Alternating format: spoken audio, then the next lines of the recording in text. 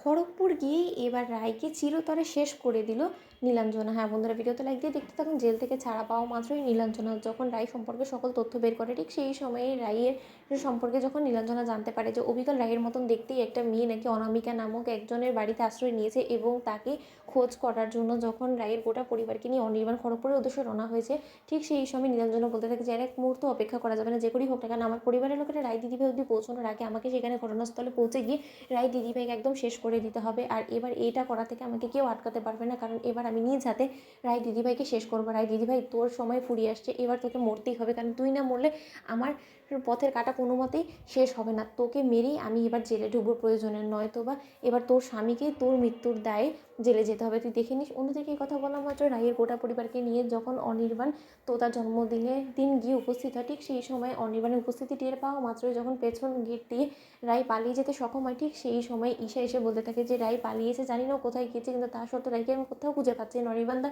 অন্যদিকে অনির্বাণ বলতে থাকে যে রায় যখন পালিয়েছে তার মানে বেশি দূর অব্দি ও যেতে পারেনি, যে করে হোক না কেন ওকে ধরতে হবে। অন্যদিকে রায় পালাতে গিয়ে যখন স্রোতের নজরে পড়ে যায়, ঠিক সেই সময় স্রোত বলতে থাকে যে অনির্বাণ দা ওই তো আমার রায় দিদিভাই পালাচ্ছে, প্লিজ ওকে ধরো কেউ।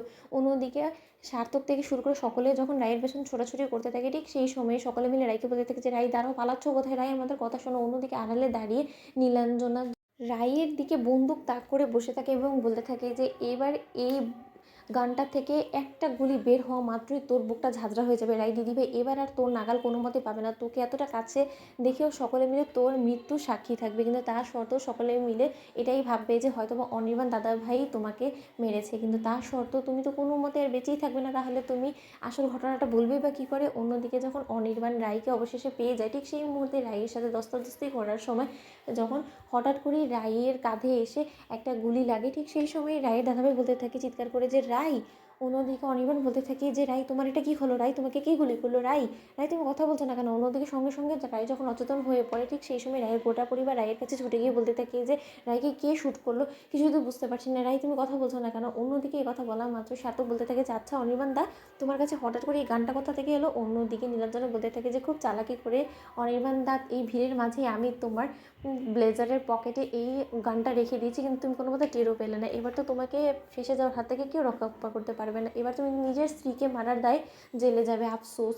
এই যাত্রা তোমাকে কেউ বাঁচাতেও পারবে না। অন্যদিকে রায়ের বৌমনি বলতে থাকে যে অনির্বাণ, তোমার এতটাই রায়ের উপরে ক্ষোভ ছিল যার ফলে কিনা তুমি নিজের হাতে নিজের স্ত্রীকে খুন করে ফেললে, আর তুমি আবার আমাদের কাছে মিথ্যে ভালোবাসার অভিনয় করো যে তুমি আমার ননদিনীকে এতটা ভালোবাসো, আজকে ওর মৃত্যুর জন্য শুধুমাত্র তুমিই দায়ী। অন্যদিকে অনির্বাণ বলতে থাকে যে আমি বিন্দুমাত্র জানি না যে কোথা থেকে এই গানটা এলো আমার পকেটে, তোমরা আমার কথা বিশ্বাস করো?